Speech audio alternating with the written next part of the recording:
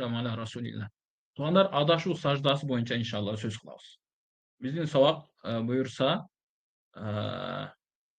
bu kitaptan bolmoqçu tuğanlar. Şu kitaptan savağımız болады. Adashu sajdası tuğanlar bardığımızga belgili bolgonday ele namazımızды оңдоо үчүн атайы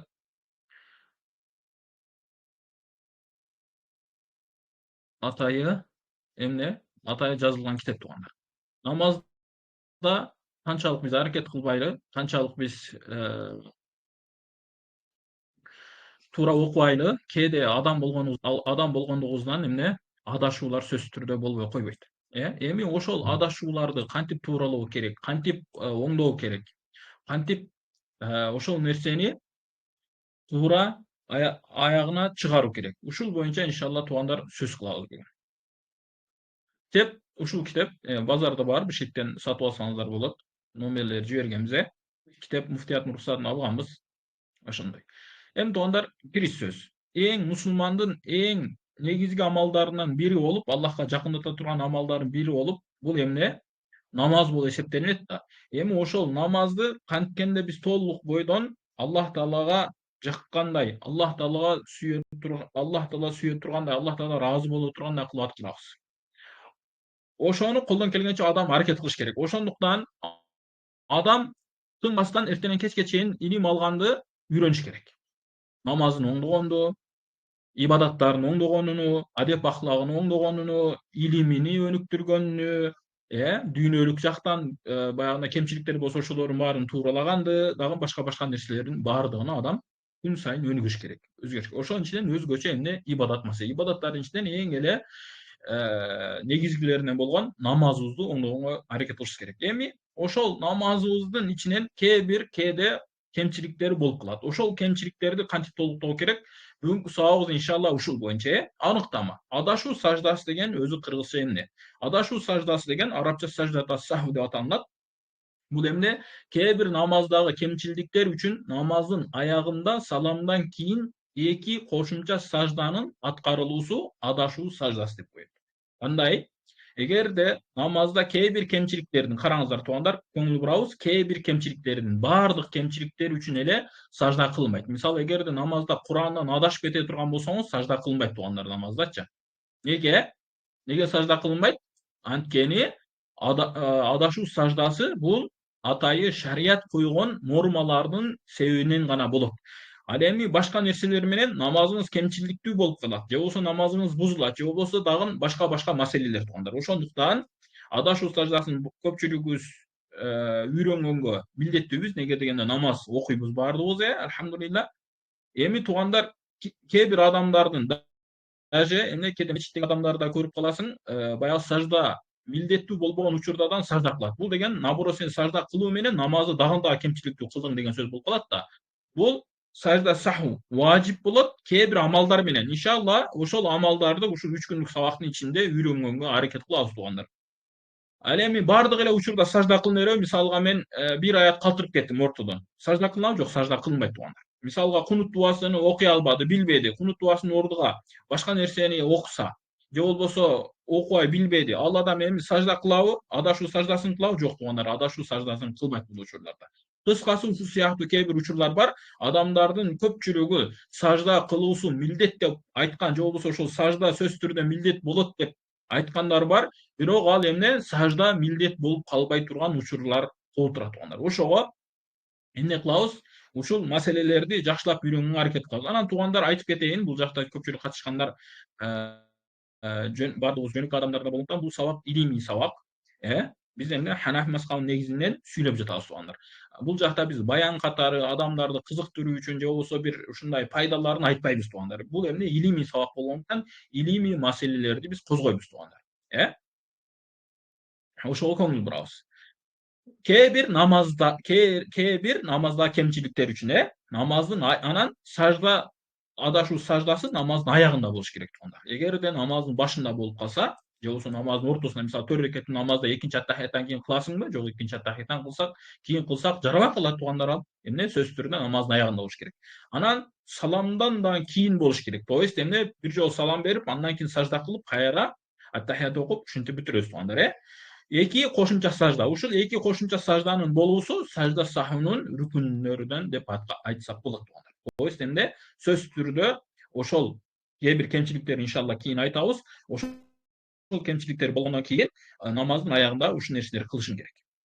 Кандай? Эки жол сажда. Жалпак тили менен айтканда туугандар, иншалла азыр ошол кээ бир кемчиликтерди ушул сабактарда айтканыбыздан кийин, эгерде намазда кокустуктан ушундай нерселер болуп калса, анда эмне экен? Намаздын аягында аттахият окуйбуз. Аттахияттан кийин оң жака бир жолу салам берип туруп, анан баягы кадимкидей эле ассаламу алейкум деп салам берип туруп, анан Аллаху акбар деп сажда кылабыз.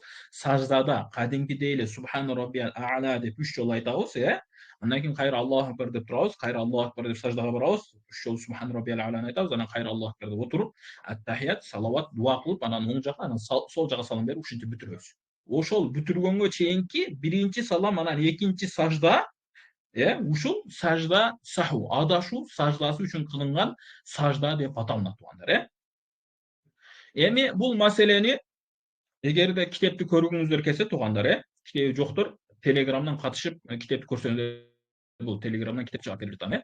Барчага чыгара албайм, анткени менде кээ бир нерселер жок болгондуктан барча жерге чыгара албайм. Кыскасы, бул маселе төмөнкүдөй кылабыз. Анын өкүмү сажда, адашуу саждасын кылуунун өкүмү туугандар. Адашуу саждасы важип туугандар, милдеттүү түрдө. Эгерде ошол качан баягы айтабыз, ошол амалдарды кылып койсоң же кылбай койсоң, анда эмне экен? Ушул сажда сахууну кылыш эмне болуп калат? Милдеттүү болуп калат туугандар. Ал намазда кемчиликти толуктоо үчүн жоболонгон туугандар. То есть эмне? Намазда кемчиликтер болуп калса, ошону жоюш үчүн шарият тараптан берилген бизге ушундай жеңилдик туугандар. Болбосо кээ бир эле кемчиликти кылсаң, анда кайра намазды окуй берсең, биздин намазыбызда кыйналып кетебиз. Неге дегенде, дайыма көбүнчөсү биз эмне? Кемчиликтер менен намаз окуйбуз да. Мисалга, ажылыкта кеткен кемчиликтерди толуктоо үчүн, мисалга, мал соёт, баягы штраф деп коебуз го, ошол сыяктуу штраф бул. Намазда эгер бир кемчилик кетирсең, ошол штрафты төлөп берүү үчүн кыла турган амалдар. Кийинкиси кайсыл орунда аткарылат онда? Кайсыл орунда аткарылат? Жана жогоруда айтып кеттик, биз намаздын аягында, саламдан кийин аткарылат. Намаздын аягында саламдан кийин аткарылат. Саламдан мурун же кийин кылууга хадистерде рухсат берилгени менен кайсынысы артык экениде аалымдар ортосунда ар кандай пикир бар. Мындайча айтканда туугандар, туура хадистерде пайгамбар саллаллаху алейхи вассаламда салам бербестен эле сажда кылып туруп, анан салам берип намазды бүтүргөн деген дагы хадистер бар. Башка хадистерде эмне? Салам берип туруп, анан эки жолу сажда кылып, андан кийин кайра аттахият, салават, андан кийин кайра салам берип ушинтип бүтүрдү деген хадистер бар. Биздин Ханафи мазхабтын аалымдары, Абу Ханифа радиллаху анху, андан кийинки сахибейн, андан кийинки чоң аалымдар, Орто Азиядан чыккан имам Маргынани, Кадихан, имам Сыракси, имам өзгөн, Кадихан өзгөнди, имам Оши, Сираждин Оши жана башка ушул сыяктуу чоң аалымдар эмне? Ушул нерсени тандаган. Ал кайсы десе, эмне? Салам берип, андан кийин эки жолу сажда кылган тандаган туугандар. Неге дегенде, хадисти түшүнүүдө дагы, ошол пайгамбар саллаллаху алейхи вассалам кылган амалдарын түшүнүүдө дагы өзүнүн эрежелери бар, өзүнүн усулу бар, негиздери бар, өзүнүн кайда эрежели бар дегендечи.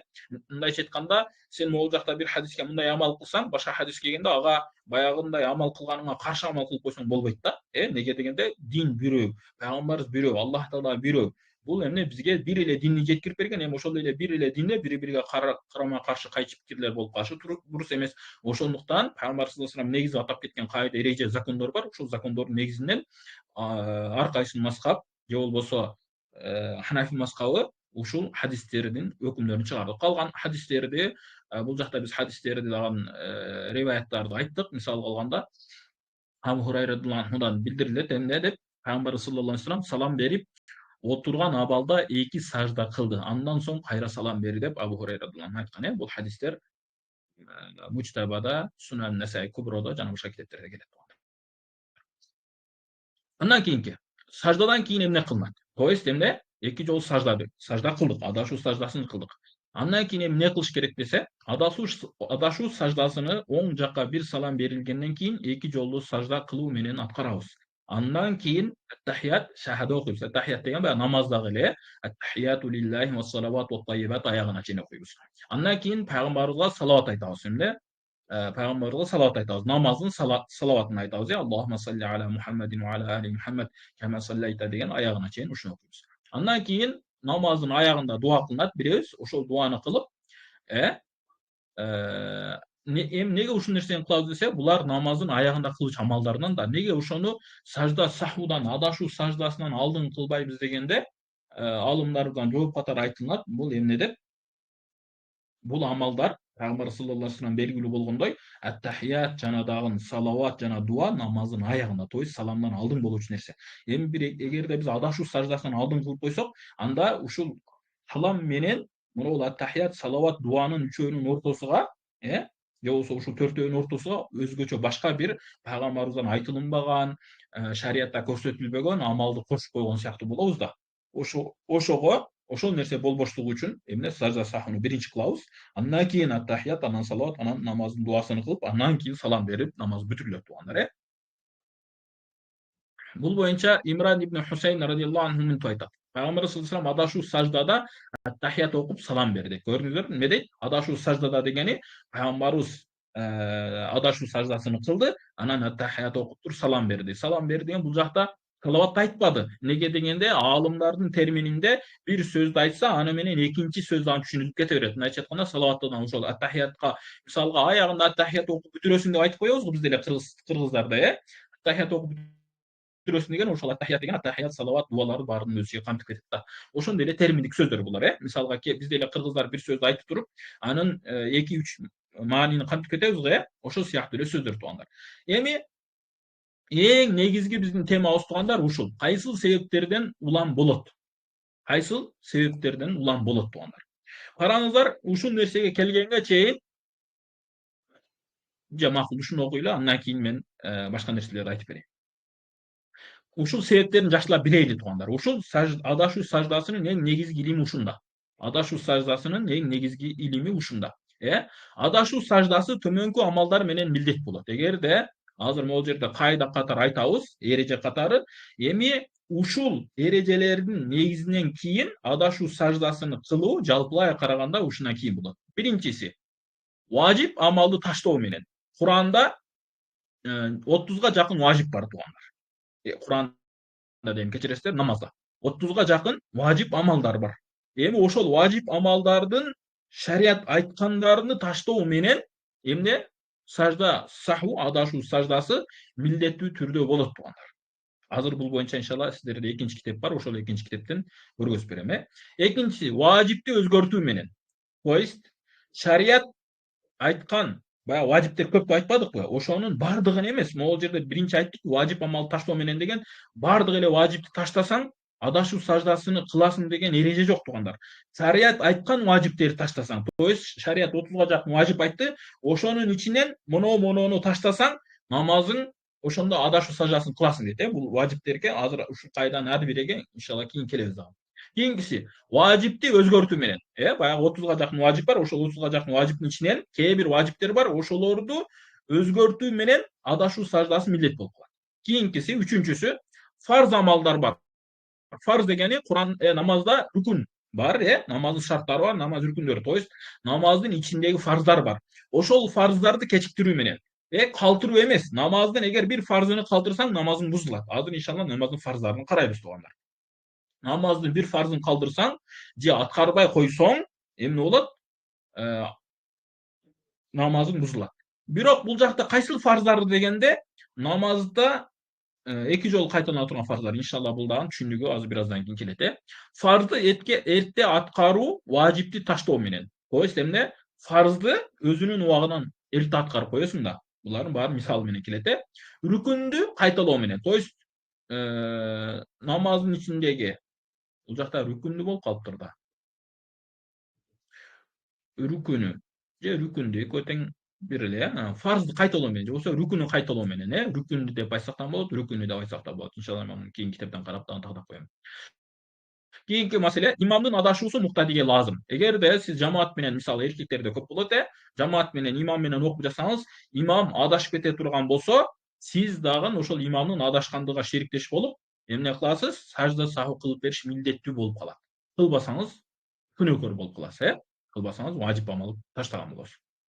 Негизи эле имамдарга ушул жерден эскертүү катары айтабыз. Имамдар жамаат менен окуп жатканда өтө этият болуп, дакыйк болуп окуш керек, ойду бир жерге коюп, башка нерселерди кылбастан бир жерде коюп окуганга аракет кылыш керек.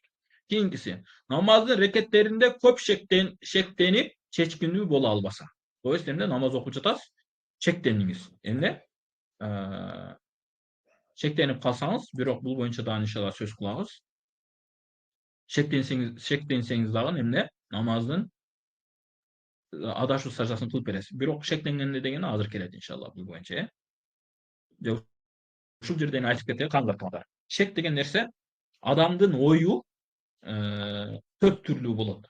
Төрт түрлүү ой болот туугандар. Адамда мындай бул шарияттын көз карашында. Мына бул азыр биздин маселеге тиешелүү болгон ойду айтып жатабыз. Башка ойлор толтура туугандар. Чүнкү биздин маселеге тиешелүү болгон адамдын ою төрт түрлүү болот. Биринчиси якин. Якин деген эмне?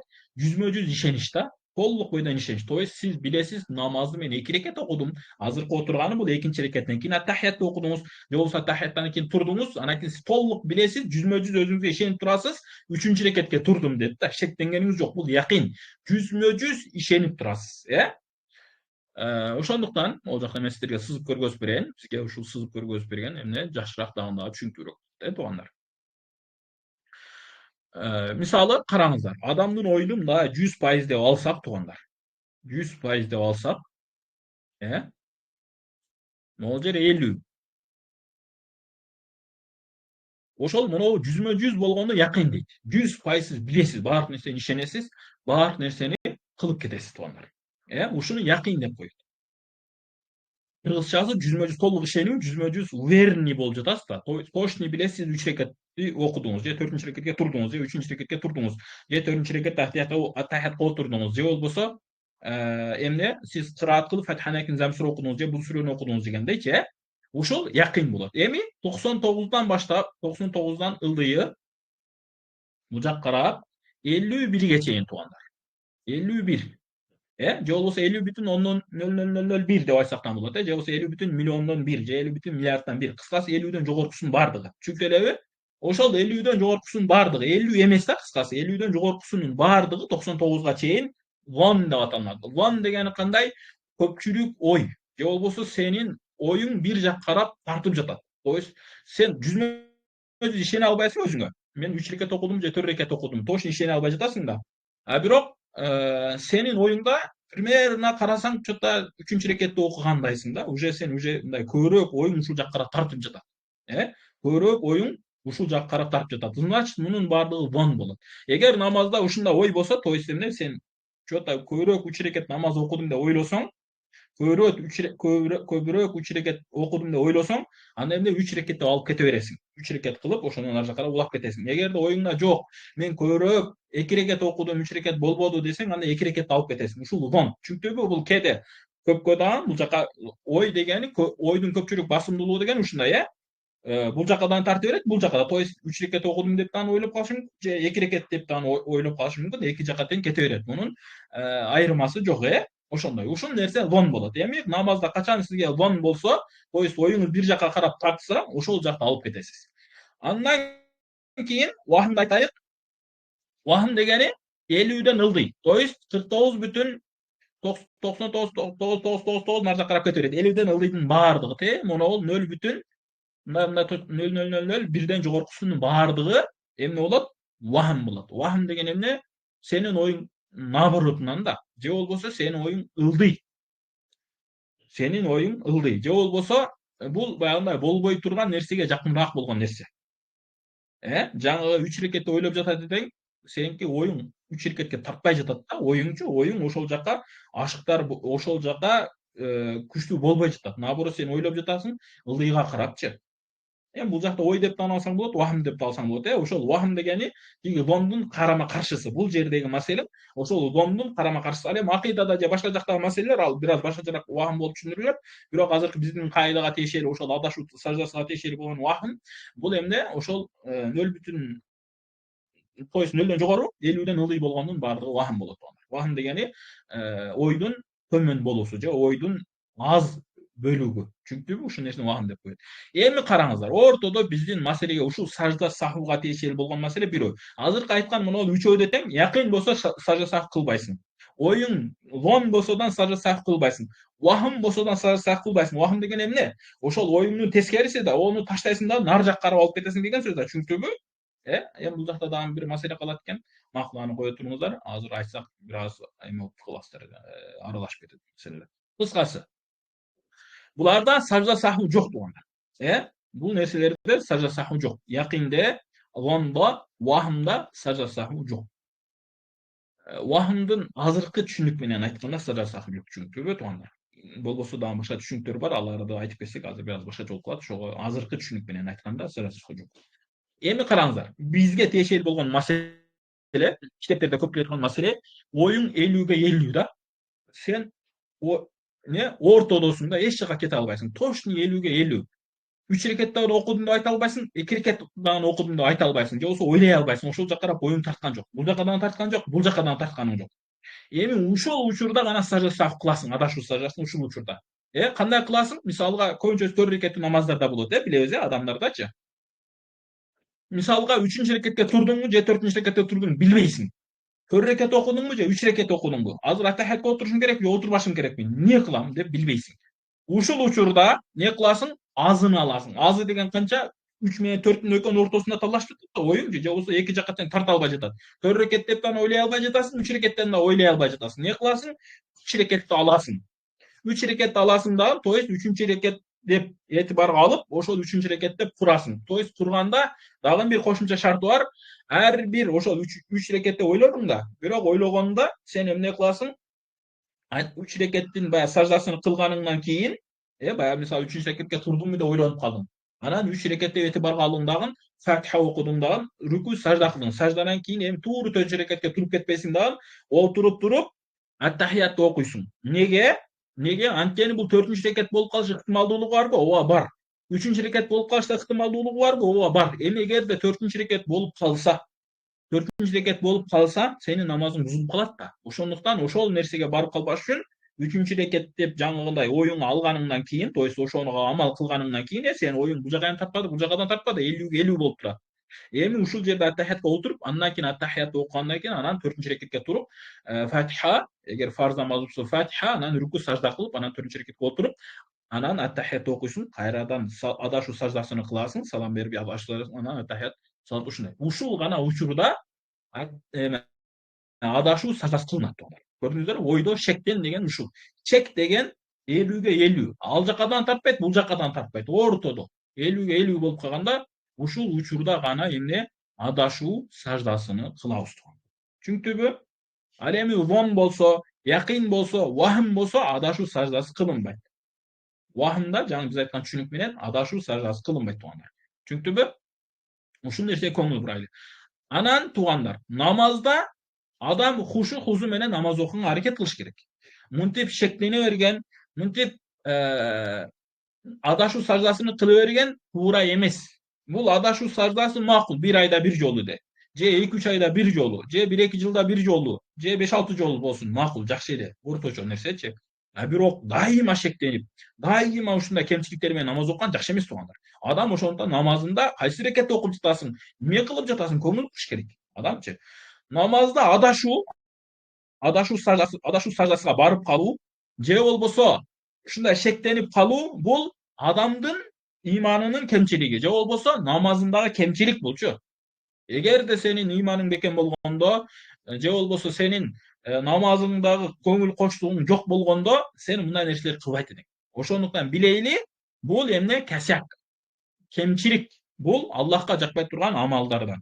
Эми ошондуктан намаз окуп жатканда көңүл бурайлы, канча рекет окуп жатам, кайсы рекетке келдим, эмнелерди кылып жатам, ушуга адам көңүл буруш керек. Анткени кайра-кайра эле адашып берген, кайра-кайра эле шектене берген жаман эмес. Өзгөчө шек. Туугандар, Ханафи мазхабында жүрүп шектенгенге болбойт туугандар. Неге дегенде, Ханафи мазхабын кармап шектенген адам Ханафи мазхабын билбеген адам. Неге дегенде, Ханафи мазхабында шекке эч кандай орун жок. Бизде Абу Ханифа радыйаллаху баштап, пайгамбарыбыздан деле бияка баштап шектердин баардыгына чек коюлган. Неге дегенде, шек өтө жаман оору туугандар. Шек менен ооруп калган адамдын жашоосу дагы тар болот, амалдары дагы тар болот, ибадатында дагы өзүгө өзү кор болот ал адамчы. Ошого шекти жок кылыш керек. Шекти жок кылуунун emesi jolu kандай? İlim alış gerek, үйрөнүш керек. Билбейсиңби, барып сура. Ушундай болот. Не кылам десең, жообун айтып берет алым. Билбейсиң, барып сура. Адам шектенип жашабаш керек эч качанчы. Дааратыңда болсун, кийимиңде болсун, намазыңда болсун, умраңда болсун, ажылыңда болсун, садакаңда болсун, зекетиңде болсун, жөнөкөй жашоодо болсун, карызыңда болсун. Карыз орозолоруң бар, карыз намаздарың бар, шектенгенге болбойт.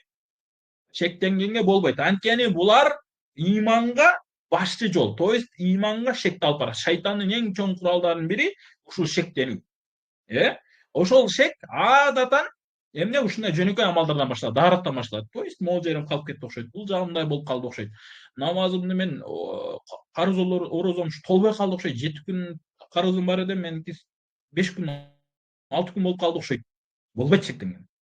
Шектенгендин жолуну эмне кылыш керек? Ошого адам так болуш керек. Сен ушундай амалдарда шектене турган болсоң, жаз. Тетрадка алып, мына мен паланчы ушунча 7 күндүк карызым бар, же 1-2 күндүк карызым бар, мынча намаз карызым бар.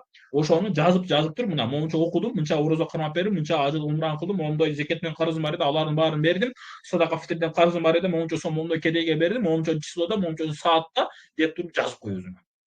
Ошону менен шекти жок кыласың. Көрдүңүзбү? Оңой эле нерсе, жазып койсоң шекти жок кыласың. Болду, Ошондой эле намазда да ушундай шектенген дурус эмес. Бул эң жаман нерсе туугандар. Адамдар ушундай шек менен жашаган адамдар барып Аллах боюнча шектенип баштайт. Неге дегенде шайтандын жолу ушундай да. Алар эмне? Аллахка алып барат. То есть Аллах барбы жокпу? Чуртта дүйнө өзү эле жаралгандай да.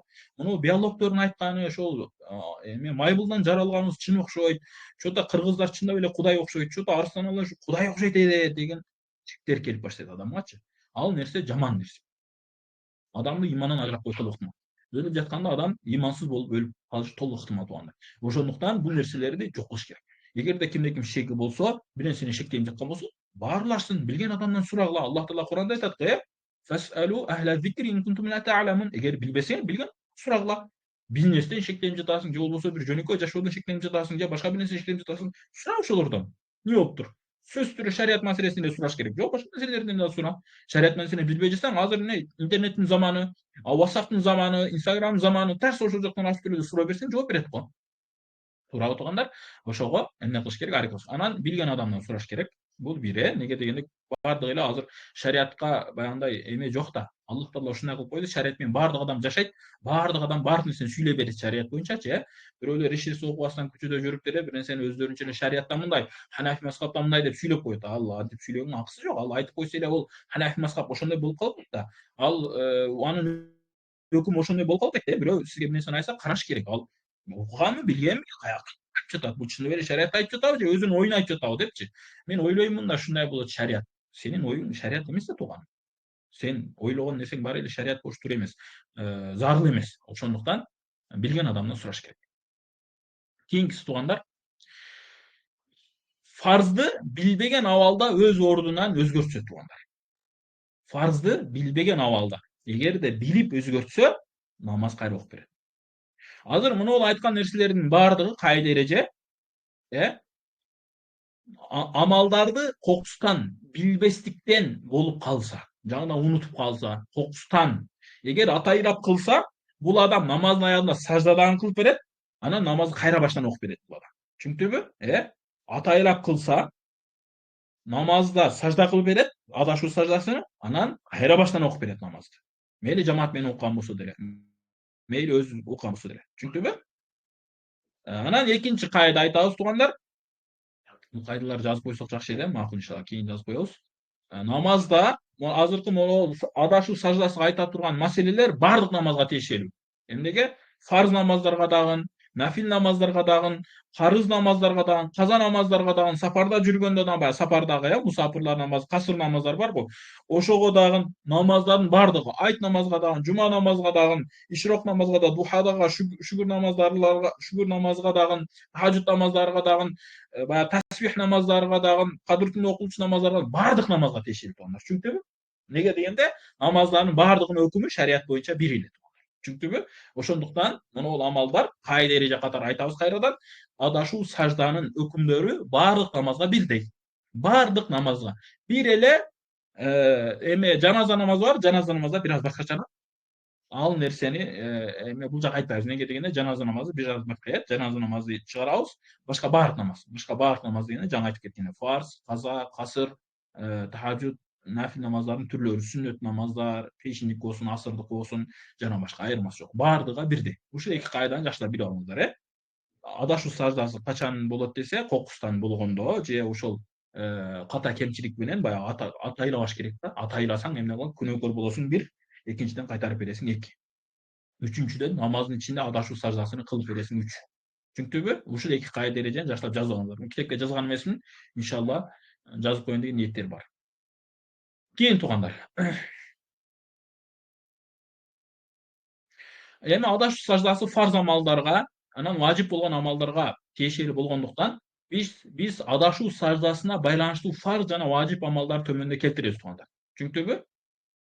Ошол адашуу саждасыга гана тиешелүү болгон фарздарды, адашуу саждасыга гана тиешелүү болгон важиптерди айтабыз. Намаздын баардык фарздарыны, баардык важиптерин айтпайбыз туугандар. Намазда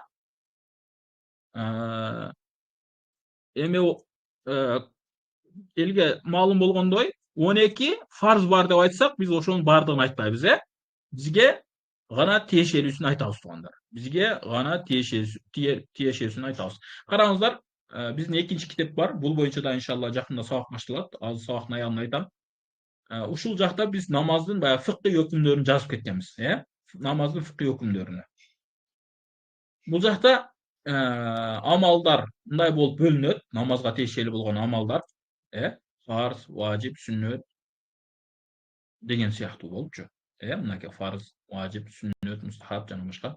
Ушундай болуп анан намазда тыюу салынган өкүмдөр макрух ушундай болот. Фарз деген эмне, важип деген эмне? Булар боюнча иншалла кийинки сабактарда айтабыз. То есть кийин башка сабагыбыз болот, ошол сабакта айтабыз анда. Кыскасы эми караңыздар, намазда моундай фарздар бар да. Намаздын фарздары могу. Көрдүңүзбү? Толтура. Намаздын сыртындагы фарздар 8. Сырткы фарздарычы. Намаздын убактысы, дененин тазалыгы, кийимдин тазалыгы, намаз окуй турган жердин тазалыгы, аврат жерлерди жабуу, кыблага тарапка жүзөнүү, ниет кылуу, биринчи такбир тахрима, баягы биринчи такбир Аллаху акбар деп баштаган ушулардын баардыгы фарз туугандар. Намаздын ички фарздары 7. Мындайча айтканда баардыгы 18 болуп кетти. Баягы 12 фарз дегенден дагы көбүрөөк болуп кетти. Эми тиякта 12 фарз деп эмнеге айтат десек, жөнөкөй адамдарга белгилүү болуш үчүн. Эми биз жөнөкөй адамдардын сөзүн окуган жерибиз жок да. Биз эмнени карап жатабыз туугандар? Биз илимий маселе карап жатабыз. Илимий маселеде намазда ушул сыяктуу бир канча эмелер бар. Фарздар бар туугандар. Түшүндүңбү? Ошолордун баарын карайбыз. Эми бул жакта 15 фарзды айтты. Ал эми биздин китепте караңыздар, могул жакта 7 эле фарзды айттык. 7 эле фарзды айттык. Көрдүңүздөрбү? Неге калган фарздар неге? Анткени калган фарздар, могул фарздар бар намазда. Намазда фарз боюнча, бирок биздин темага байланыштуу эмес да. Ошондуктан ал нерсени биз эмне кылдык? Бул жака жазып алдык. Түшүндүңбү? Муну өзүнчө сабак менен иншалла өзүнчө сабак кылабыз туугандар буюрса. Эми ошол намаздын фарздары, ошондой эле важиптер туугандар, Азыр важипке келгенде айтайын. Анан фарздарга тиешелүү болгон кайда эреже. Эгерде намазда бир фарз окусуктан калып кетсе, же болбосо атайлап калтырсаң, же болбосо баягындай фарз бузулуп калса, намаздын фарзы бузулуп калса, намазың жараксыз болот. Аны сажда саху менен толуктай албайсың. Мисалы кара. Сен намаз окудуң, анан шектенип калдың, ойлонуп калдың да, 3 рекет окудум, 4 рекет окудум депчи. Анан 4 рекет окудум деп туруп 3 рекетти окугандан кийин салам берип таштадың. Анан кийин бүткөндөн кийин ойлонуң да, карасаң, чо-то 3 мүнөт эле убакыт өтүптүр. Же болбосо точный 3 рекет окупсуң, 4 рекет эмес, 3 рекет окуп калсың, намазын кайра окуп бересиң. Эгер убакыты чыгып кетсе, каза кылып окуп бересиң. Неге? Намазды сен 4 рекет окуш фарз болчу да. Сен 4-рекет таштап кеттиң. Аны сажда саху жаба албайт туугандар. Намазда фарз амалды сажда саху толуктап бере албайт аны. Аны эмне кыласың? Только аткарыш керек. Ал эми муну биз фарздар неге айтып жатабыз? Муну өзгөртүп койсоң, же кечиктирип койсоң, өзүнүн ордунан, маканынан жылдырып башка бир орунда, мисалга рүкүнөн кийин кыраат кылып жатасың. Же болбосо рүкүнөн кийин эмес, кечиресиздер, бул башка маселе. Кыскасы, сажданы мисалы 2 жолу сажда кылыш керек да. Биринчи сажда кылдың, анан кийин экинчи сажданы кылбастан туруп кеттиң да, кийин экинчи рекетке келип 3 жолу сажда кылдың. Ушундай болсо, адашуу сажда кылып бересиң. Ал эми такыр аткарбадың. Сен бир рекет сажда кылдың, бир жолу эле сажда кылдың да, намазды бүтүрүп чыгып кеттиң. Анан кийин карасаң эле, ойлосоң бир рекет сажда кылып койсуң. Намазың жарабайт, кайра окуп бересиң. Ошондо эле намазды окуп жатсаң даратың сынып калды, авратың ачылып кетти, же болбосо көбүрөөк кыймыл кылдың, же болбосо кан чыгып кетти, же бир нерсе болду, же көкүрөгүң кыбладан бурулуп кетти. Кыбланы караш фарз да билебиз, көкүрөгүң кыбладан мындай 90 же 45 градуска бурулуп кетти. Ушунда намаздар бузулуп калат, жарабайт ужечи. Уже намаз жарабай калат. Ошондуктан фарз амалдарды жакшылап жатташ керек. Жакшылап билиш керек ал нерсеничи. Ал эми биз могул жакта бизге тиешелүү болгон айта турган маселелер булар орун алмаштырып коюу, кечиктирип коюу же болбосо ушул сыяктуу ушул сыяктуу нерселер менен. Булар мисалга жана могул жакта айтпадыкпы? Фарзды билбеген абалда, билген абалда кылсаң күнөөкөр болосуң, намазың жаңыдай кайра кайтарып бериш милдети болуп калат. Кээ бир ушулар фарз эмес, кээ бир ушулар бар. Фарзды билбеген абалда өз ордунан өзгөртүү. Ушул нерсеге тиешелүү, рүкүннү кайталоо. Эки жолу рүкү кылдым. Эки жолу же болбосо 4 жолу сажда, башча сажда кылсаң да. Кийинкиси фарзды эрте аткаруу. Бир фарзды өзүнүн ордунан эрте аткарып койдуң. Баягы амалдар бар да, ошого чейин аткарып койдуң. Эмне болот? Жараксыз болот. Анан туугандар, үчүнчү кайда эреже айтабыз туугандар. Булардын баардыгы намаздын ичинде болчу нерсе. То есть эмне? Баягы намаздын шарттарын сыртта полный аткарып келгенден кийин анан ичинде болчу нерселер да намаздын баягы сырттагы шарттарга тиешеси жок биздин маселелер. Чүнкү намаздын ичиндеги нерселер. Баягы Аллаху акбар дегенден кийин болот. Анан кээ бирөөлөр ойлоп калбасын да, бул жакта кээ бир фарздарды кечиктирип, рүкүндү кечиктиргенден кийин десеп, мисалга сен Аллаху акбар дебедиң дагы, альхамдулилlah роббил аламин рүкү сажда кыл, анан туруп Аллаху акбар дедиң. Могу рекетиң эч береге жарабайт. Жок, неге деген намазда сен шартын аткарбадың да, Аллаху акбар деп баштабадың намазды. Ошондуктан мына нерсенин баардыгы этибарга алынбай калат. Түшүндүңбү? Эми ошол намаздын ички фарздары жетеби? Бизге эмеге тиешелүү болгон маселелер. Адашуу саждасына тиешелүү болгон маселелер. Кайсыл маселени карайбыз? Тик туруу, кыям. Намазда тик туруп намаз окуш фарз. Ошондуктан сапарга чыкканда же көчөгө чыкканда фарз намаздарды айтабыз, кайра кайталайбыз туугандар. Фарз намаздарды гана машинеде олтуруп же автобуста, маршруткада же мотоциклде же ат арабада ушундай отуруп окуса болбойт. Анткени фарз намаздарды туруп, тикеден тике туруп аткаруу фарз болот.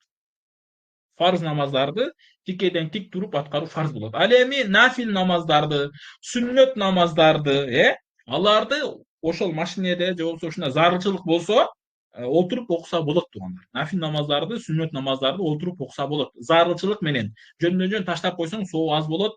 Намазың какой-то бир деңгээлде, кандайдыр бир деңгээлде кемчиликтүү болуп калат туугандар, Ошого жөндөн жөн таштаганга болбойт.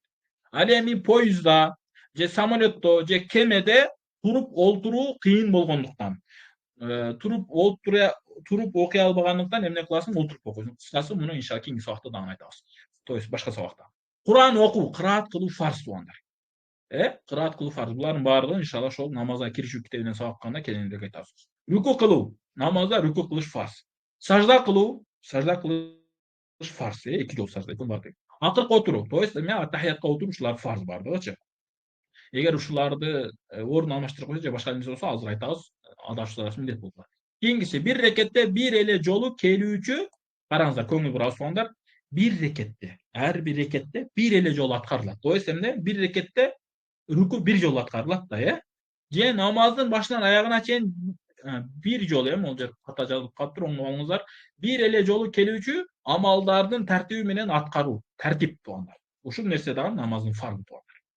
Тартип фарз. Намазда ар бир рекетте бир эле жолу болуучу, мисалга рүкү бир жолу эле болот туугандар. Түшүндүңбү? Ошол рүкүнү, ошол тартип фарз туугандар. Жетинчиси, намаз окуучу өзү атайлап чыгуусу. Намаздан эмне? Ал-хуруж, өзү атайлап чыгуусу, намаздан атайлап чыгуусу туугандар. Түшүндүңбү? Эми бизге тиешелүү болгон маселелер. Намазда аткарылбай калса, адашуу саждасы милдет болуучу важип амалдар туугандар. Жогору жакта фарздарды айттык. Бул фарздардын ичинен маселелер келет иншалла, төмөндө келет. Ошолордо мына маселелерге келип байлайбыз туугандар, Ушул себептерден биякта важип болуучу амалдар ушулардан болот иншалла. Кийин айтабыз. Эми мисалдар кийин келет. Азыр биз кайда эрежелерди жакшылап түшүнүп алайлы да, анан мисалдар айтабыз көп эле. Кийинки маселе. Намазда аткарылбай калса, адашуу саждасы милдет болуучу важип амалдар, Караңыздар, намазда мына важип амалдар кол турат туугандар, Мына намазда важип амалдардын саны 21. 21 важип амал бар туугандар. Биз жогору жакта айта турган Важиптер бул жакта канча? Азын эле айтабыз, биякта 6, 10 болсо 16 эле айтабыз. 21'in ичинен 5-өсүн чыгарып салдык туугандар. 16-сын эле гана айтабыз туугандар. Неге? Анткени ушул нерселер менен адашуу саждасына тиешелүү болгон маселе болгондуктан, калгандары маселе эмес. Жалпы важиптер бардык намаздарда жана бардык адамдар үчүн. То есть эмне? Бардык намаздарда бардык адамдар үчүн важип болгон амалдар. Неге дегенде важиптер эки түргө бөлүнөт. Бардык адамдарга тиешелүү, анан бардык намаздарга тиешелүү. Анан кээ бир важиптер бар, эркектерге гана тиешелүү, же болбосо фарз намаздарга, же болбосо кээ бир намаздарга гана тиешелүү. Мисалы, айт намазга гана тиешелүү, же курман айтка гана тиешелүү, кээ бир ушундай намаздарга гана тиешелүү, башка намаздарга тиешеси жок болгон важиптер бар да. Ошол эми кыскасы бардык адамдар, эркекке дагы аялга дагы тиешеси болгон намаздар, бардык намаздар, фарз, важип, сүннөт намаздардын бардыгына тиешелүү болгондор 6. Бизге тиешеси болгону 6 туугандар. Тахрима такбири. То есть эмне? Баягы такбир тахриманын Аллаху акбар деп айтуу. То есть Аллаху акбар деген калима важип болот туугандар. Намазда Аллаху акбар деп башташ важип болот. Эгер Аллаху аджал же Аллаху а'лам деп баштаса, же Аллахума деп баштаса, Аллахума болбойт. Экөөсү менен баштаса болобу, Аллаху а'зам десе болобу, болот, намаз дурус эле. Бирок сен важипти калтырдың да. Важип амалды калтырдың, Ошондон адашуу сажасын кылып бересиң. Кийинкиси, биринчи отуруу, баягы 3 рекеттүү намазда, 4 рекеттүү намазда, экинчи рекеттен кийинки аттахиятка отуруу важип болот. Аттахиятка отурбай койсоң, эмне болот? Намазың кемчиликтүү болуп калат, аягында сажда кыласың. Эгер атайла отурбай койсоң, сажда да кылып бересиң, намазың кайрадан окуп бересиң, Үчүнчүсү, эки отурууда тең аттахият айтуусу. То есть аттахиятты окуу ушулдан важип. Биринчи аттахиятта дагы, биринчи аттахиятка отурууда дагы, экинчи аттахиятка дагы отурууда. То есть эмне? Аттахияту лиллахи ва салават ва таййибат деген ушуну айтуу, ушуну окуу важип болот. Аягына чейин, Аттахияту лиллахи ва салават ва таййибат, ассаламу алейка айюхан наби рахматуллах, аягына чейин кыскасы, ошол аттахиятты окуу, эки аттахиятты тең окуу важип болот. Эгерде окубай кетсең, калтырып кетсең, эмне кыласың? Адашуу саждасын кылып бересиң деген сөз чыгат. Кийинкиси, үчүнчүсү, ар бир фарзды өз ордунда аткаруу. То есть жогору жактагы айткан фарздарды, муну 7-өн айттык да. Ошол 7 фарзды өзүнүн ордунда аткаруу. То есть биринчи Аллаху акбар деп кыям кыласың, кыраат кыласың, руку кыласың, анан сажда, 2 жолу сажда, анан кайра 3-үнчү рекетке туруу, кыраат, руку, сажда, сажда, аттахият ушундай. Эгерде ордун алмаштырып жасасаң, эмне болуп калат? Адашуу саждасы милдет болуп калат. Кийинкиси, ар бир важипти дагы өз ордунда аткаруу. Эмне? Ар бир важипти дагы эмне? Өз ордунда аткаруу, ушул дагы важип кылам. Важип амалдар бар. Важип амалдар деген мына могул бардык важип, могу 21 важипти эмне? Өз ордунда аткаруу, ушулдан важип болот. Намаздын аягында намаздан салам сөзү менен чыгуу. То есть намаздан чыгып жатканда ассаламу алейкум деп айтыш керек. Эгерде айтпастан чыгып кетип калсаң, важипти таштаган болосуң, намазың кемчиликтүү болуп калган. Кийинкиси өзгөчө важиптер. То есть айрым адамдарга же айрым намаздарга тиешелүү болгон, бардык намазга эмес да. Биринчи 2 рекетте кыраат кылуу белгилөө. Бул эми кимдерге тиешелүү? Мисалы, жамаат менен окуганда имамдарга гана тиешелүү да. Биринчи 2 рекетте кыраат кылуу. То есть 4 рекеттүү намаз окусаңыз, 3 рекеттүү намаз окусаңыз, сөзсүз түрдө биринчи, экинчи рекетте кыраат кылышыңыз керек. Эгерде кыраат кылбасаңыз, 3-4 рекетте кылсаңыз, экинчи, 3-үчү рекетте кылсаңыз, эмне болуп калат? Намазыңыз кемчиликтүү болуп калат, сажда сахуу, адашуу саждасын кылып бересиз.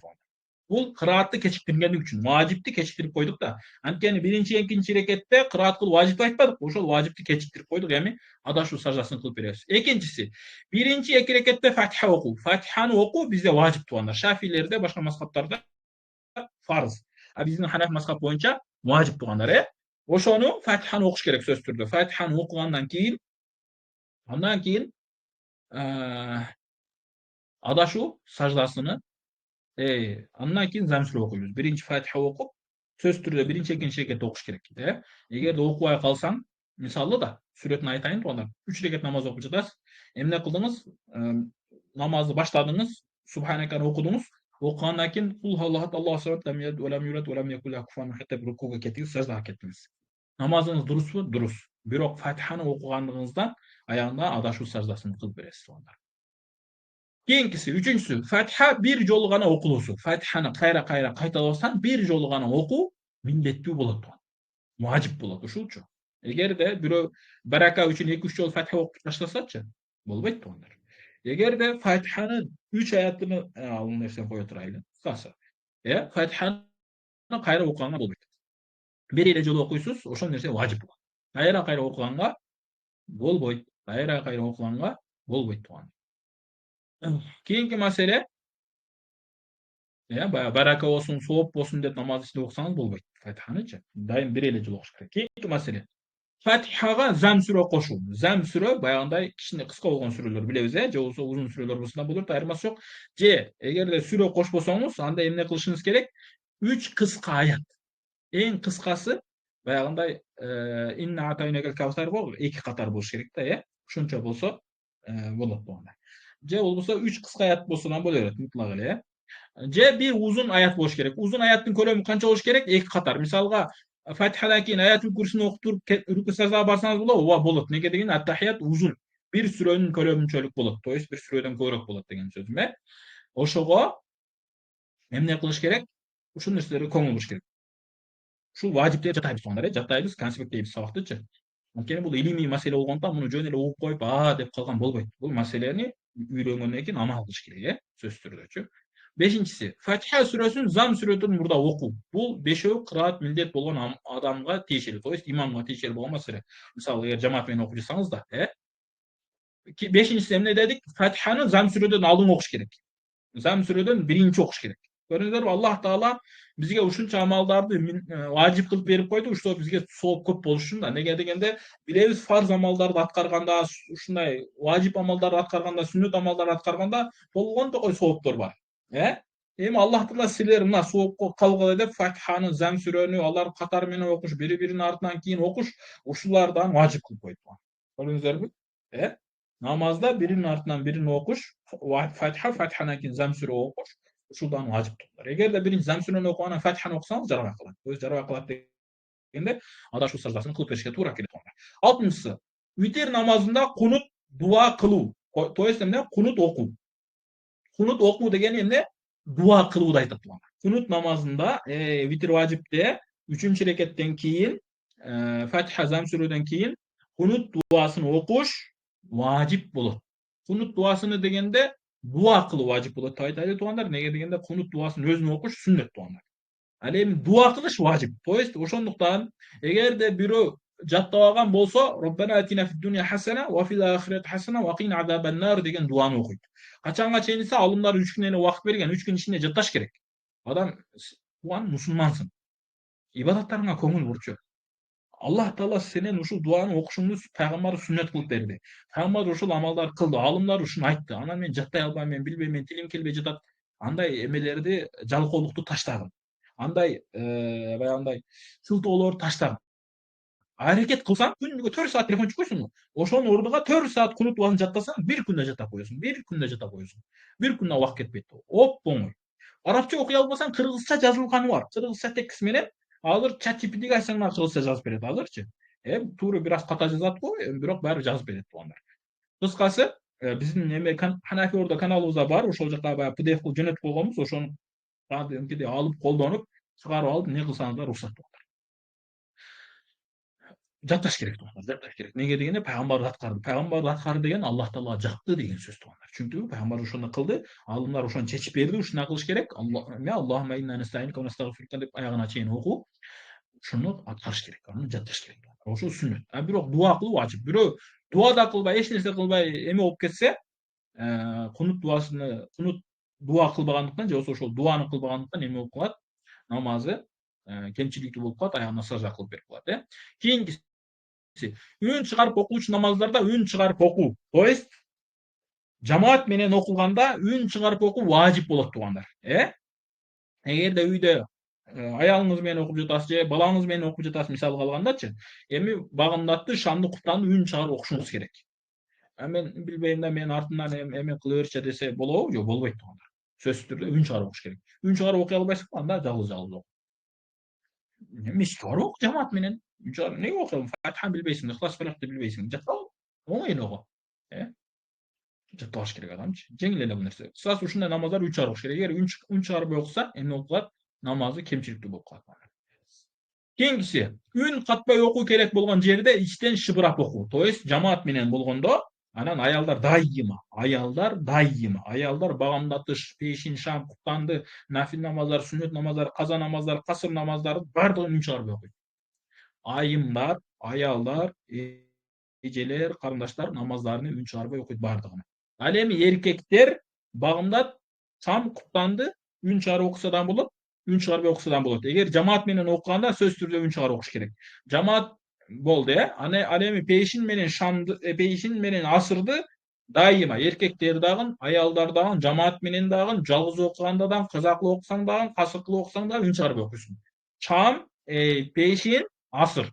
Пейшин менен асырды бардык учурда, бардык намаздарда үн чыгарбай окуйт. Түнктө эле кайда катары, эреже катары айттык, жаттап алыңыздар. 9-су. 2 айт, орозо жана курман айт намаздарында кошумча такбирлер важип. Ушуну дагы аткарыш керек. То есть билебиз. Айт намазында бир аз өзгөчө окулат, Айт намазында баягы багамдаттын 2 рекетинде эле болгону 6 та кошумча такбир бар. Кандай? Биринчи рекетте Аллаху акбар деп баштагандан кийин да ниет, дарат, барат баарын кылып келгенден кийин Аллаху акбар деп баштагандан кийин субханака Аллахумма ва бихамдика табаракка смука ва таала жаддука ва ла иляха гайрук аягына чейин окудукпу? Анан 3 жолу колду көтөрүп Аллаху акбар, Аллаху акбар, Аллаху акбар деп окуш, ушинтип айтып анан намаз улантырып кетиш важип болот. Ушул жерде 3 жолу колду көтөрүп айтуу важип туугандар. Чүнки айтуу, такбир кылуу важип, колдорду көтөрүү сүннөт туугандар. Андан кийин баягы рүкү кылдык, сажда кылдык, кыраат кылдык, рүкү кылдык, сажда кылдык, турдук. Экинчи рекетте тургандан кийин бисмилла, Фатиха, Замсура окуйбуз. Анан рүкүгө кеткенге чейин бул айт намаздары айтып жатам да, 2 айт окшош эле окулат. Орозо айттан, курман айттан окшош эле окулат. Экинчи рүкүгө кетерден алдын, экинчи рекетте рүкүгө кетерден алып, баягы Фатиха, Замсурадан кийин 3 жолу кайра такбир айтабыз. Аллаху акбар, Аллаху акбар, Аллаху акбар. Ушул жерде дагы 3 жолу такбир айтуу важип туугандар. Эгер ушуну калтырсаңыз, намаздын аягында сажда сахвы кылып бересиз. Өзгөчө имамдар. Жакшылап көңүл буруш керек туугандар. Калып кетсе намаз бузулбайт, бирок адашуу саждасын кылып бериш милдет болот. Андан кийин 2 айт намазындагы ашыкча такбирлерден кийин рүкү үчүн айтылган такбир. То есть азыр айттык го намаздын окулушун, Эми ошонун экинчи рекетинде туугандар. Баягы 3 жолу Аллаху акбар дедик го, Фатиха, Замсура, анан 3 жолу такбир айттык го. Эми 4-үнчүсүдө Аллаху акбар деп рүкүгө барабыз го. Ошол Аллаху акбар такбирди айтуу важип туугандар. Эгер айтпай калсаңыз, мында дагы адашуу саждасын кылыш милдет болот. Неге туугандар? Анткени бул айт намаздары үчүн. Башка намаздарда рүкүгө бара турган такбирди айтуу сүннөт туугандар, Караңыздар туугандар. Жогоруда айтылган важип амалдардын бири аткарылбай калса, анда адашуу саждасы милдет болот туугандар. Түшүндүңүзбү? Жогоруда бирөөсүн аткарбай койсоңуз, бүттү милдет болуп калат. Мейли ал бир важиптин орун алмашуусу, же кечигүүсү, же эрте аткарылышы, же кайталанып кетиши, же кайталап аткарылуучу амалдардын тартибинин бузулушу аркылуу болсо да сажда милдет болот. Түшүнүктүбү? Важиптин орун алмаштырып койсоңуз, кечиктирсеңиз, же эрте аткарып алсаңыз, же болбосо кайталанып кетиши, же кайра 2 жолу кайталап койдуңуз, же кайталап аткарылуучу амалдардын тартибин бузулуш аркылуу кайра аткарыла турган тартиптерди бузуп койсоңуз адашуу саждасы милдет болот. Неге? Себеби адамга мындай кылбоо важип, милдеттүү болгон. То есть сен намазды баягындай өзүнүн намаздан аткарышың милдет да. Эми ошону сен кылбай койдуң, адашуу саждага түштүң. То есть косяк кылдым деген, штраф болду сага деген сөз да. Ал эми кылып койсо, демек милдеттүүнү таштаган болот. Важипти милдеттүүнү таштоо түшүнүгү булардын баарын камтыйт. Эми кийинки сабактан мисалдарды кийинки сабакта өтөбүз туугандар. Ушуну менен токтотобуз туугандар. Эртеге улантырабыз, эртеге сабагыбыз болот. Эртеге ушул эле Кыргызстан сааты менен 6-да уланат, Субханакаллахумма ва бихамдика, ашхаду ан ла илаха илля анта, астагфирука